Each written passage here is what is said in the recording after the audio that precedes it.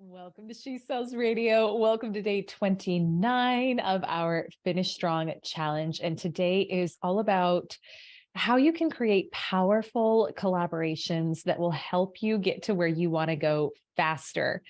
And this challenge, if you are just popping in for the first time, this is all about you really being supported in achieving your biggest goal for this year. And not saying, well, gosh, it's so close to the end of the year, I'm just going to wait until next year.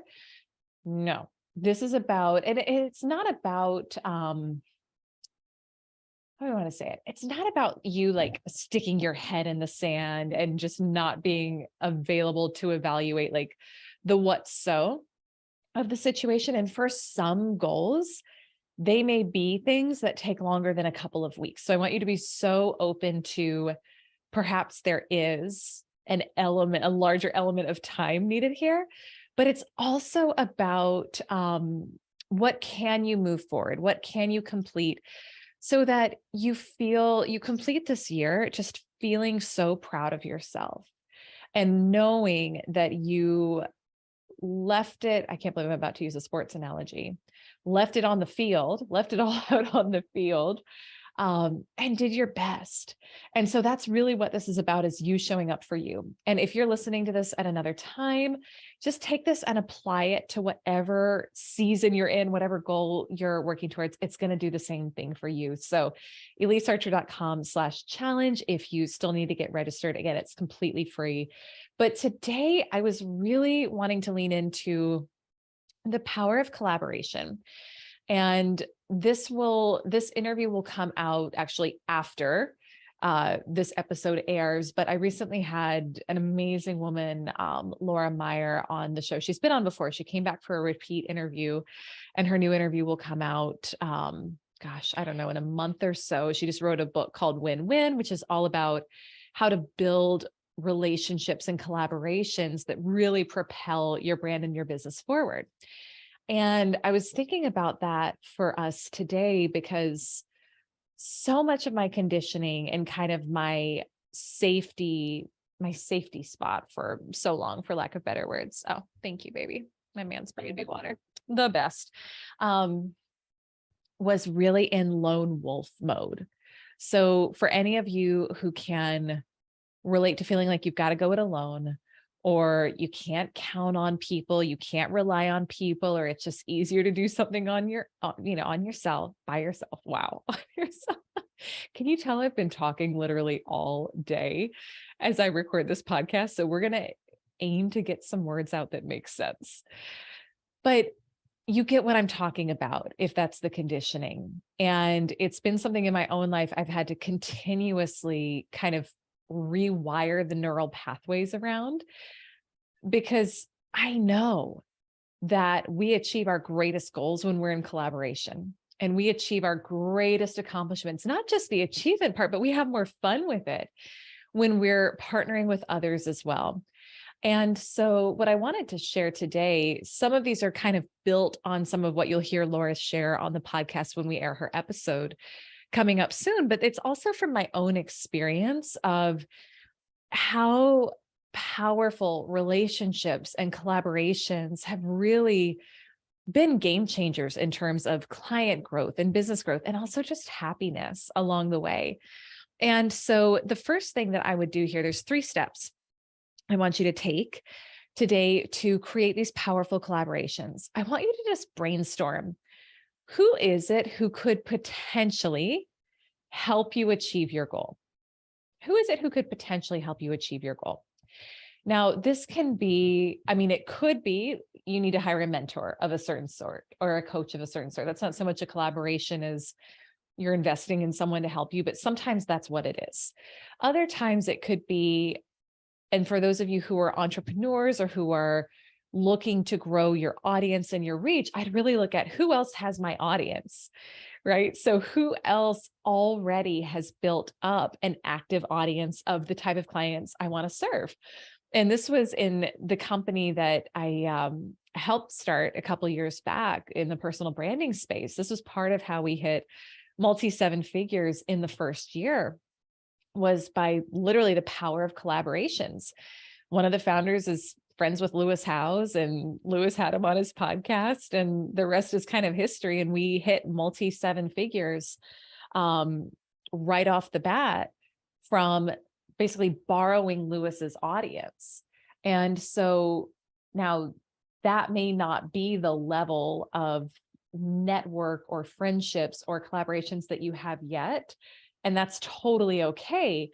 But what I can tell you is that you are connected right now to people, opportunities, organizations that have the audience you're looking to get in front of. And so I would make a list of online who already has my audience.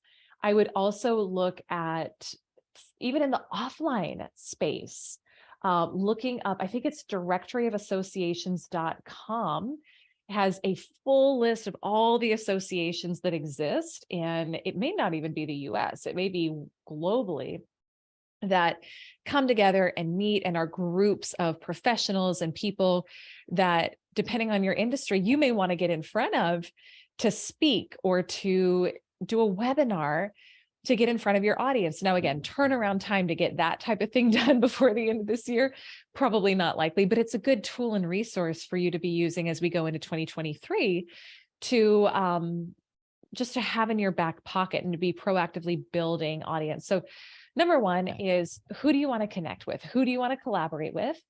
Number two, I want you to get really clear on what's in it for them. And that's where it's got to be a win-win. Now, in general, you're going to, this is kind of like the rule of thumb with podcast pitching. If you're looking to get on shows, you want to kind of go for the ones that are roughly equivalent audience size of yours. If you have a podcast, not to say you can't reach up a little, but generally you're going to be collaborating and connecting with people who are roughly the same level of business success so far as you. Now, again, if you're reaching out and pitching, maybe you're an entrepreneur or a consultant and you want to get in front of an audience within a company or an organization, that's a different story, right? But just kind of thinking here on the media front, what that could look like. So what would be in it for someone else for you to collaborate or connect with them? If it's a podcast, can you offer them a podcast swap? If it's, let's say you do want to get into a company or an organization and you want to have a powerful why for them, right? So maybe, are you offering a free training for their team, for certain members of their team? Why are they going to give you FaceTime in front of their team? Well, maybe you're bringing something free that you would normally charge $5,000 or $10,000 for, right? Can you make connections or introductions for them? Can you offer to do some work for free for them, right? So really get creative and think about, if I was in their shoes, what would make me say yes to this offer? And then the third step here is be available for the double blessing. So I want you to get available to stretch here in terms of what you're comfortable with. And when we're doing outreach, it's kind of just like in sales, our brain can make up stories like, oh, this person's going to be annoyed by me. They're not going to like me. Like, the brain will make up all sorts of different stories that aren't true.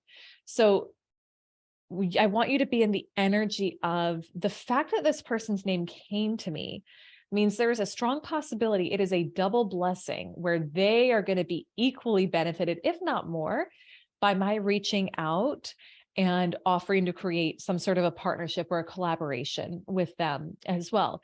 So be really open to the things you don't know about what's going on in their life and the things you don't know as to why you were drawn to reach out to them for a collaboration, and be open to the yes. And here's the thing. It's just like sales.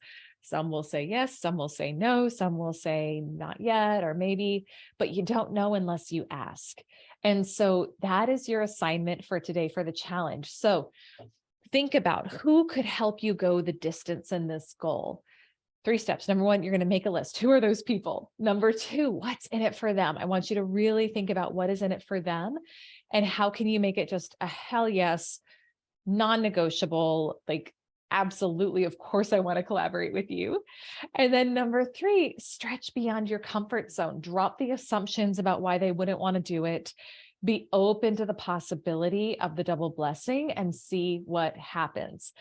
That is your challenge for today. As always, ElyseArcher.com/challenge will get you registered. You'll get your workbook that you can do your journaling and your planning in. When you've I don't know why I feel like I have to like draw out the fact that you're writing, you know that you're writing. If you're watching on YouTube, you're maybe laughing at me right now. After you have completed that and you've decided who you're going to reach out to for collaborations, and you've actually done the outreach, you have completed today's challenge. So I want you to go online and take your graphic from this week's challenge, check off that you did today's, and tag me at Elyse Archer. Use the hashtag #SheSellsChallenge to be entered to win our prize drawings. So tomorrow, day 30, so excited to see you for that. And I will see you on our next episode.